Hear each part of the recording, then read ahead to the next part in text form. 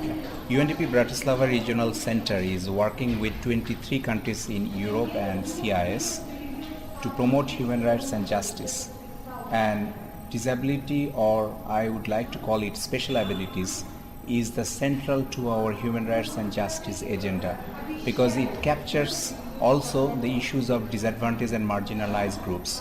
So what we are doing in a very systemic and planned way in 2011 up to 2014 in terms of our strategic planning is looking at each of our activity with national human rights institutions, with civil society, with international human rights machinery, including treaty bodies.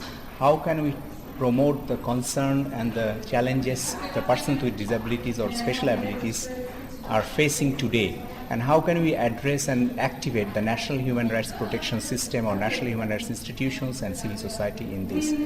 This event today in Turkmenistan is a first set of events and process we are launching in 2011 to promote this agenda, create a policy space, and also exchange ideas and knowledge across country offices. So here you see tomorrow country offices are coming with a lot of good example and good practices what they did in social innovation, in social entrepreneurship, in legal sector and access to justice area. So it's not about human rights and justice, it's about development, which is UNDP's core mandate of MDG, which is UNDP's core mandate of human development. And I'm very glad and pleased that UNDP Turkmenistan and government of Turkmenistan took particular interest to support this initiative, not only as an one-off event, rather as a continuing process of addressing the challenges they face today.